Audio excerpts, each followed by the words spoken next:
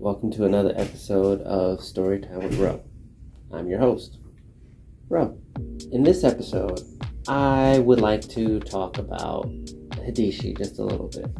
Did you know that Hidishi is actually a demon?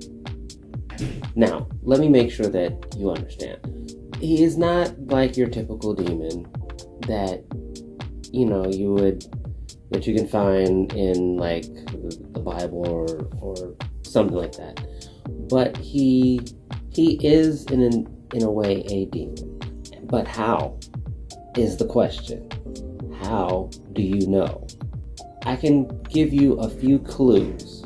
And the first clue is in chapter 4. After Hidishi's men get their ass kicked by Andrew. And I'll just read the paragraph to give you the idea.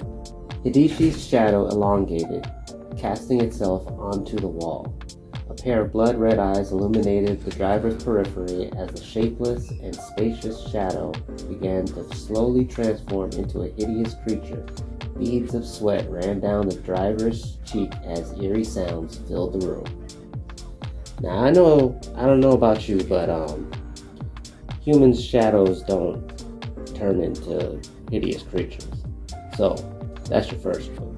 Second clue is when Ryan, which is the fusion of Andrew and Mark's were-animal powers, so the Okami and Panza, when they fuse together they become Ryan, the mighty lion. When Hidishi's fighting Ryan and he ends up getting impaled, you would think he's dead. No.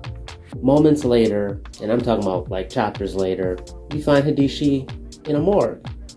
And he gets awakened by the mysterious woman. And it's like, nah, you're in a morgue, you should be dead. There shouldn't be no reason for you to be alive. So, think about that too.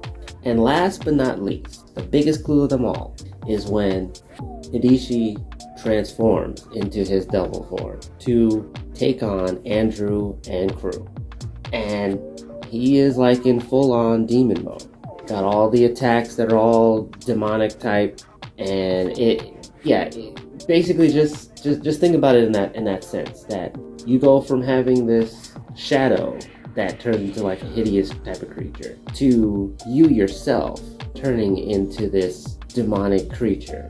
So yeah, Hidishi was a demon. You would never have known unless you've really read the story. But again, it's not just to, spoil anything for you. Because believe me, a lot of the stuff that Hidishi does in this story, well, I'm not telling it to you. I want you to find out. Hopefully, you'll pick up your copy of Beasts of the Bronx. You'll also like and subscribe to this channel so you can find out more stuff.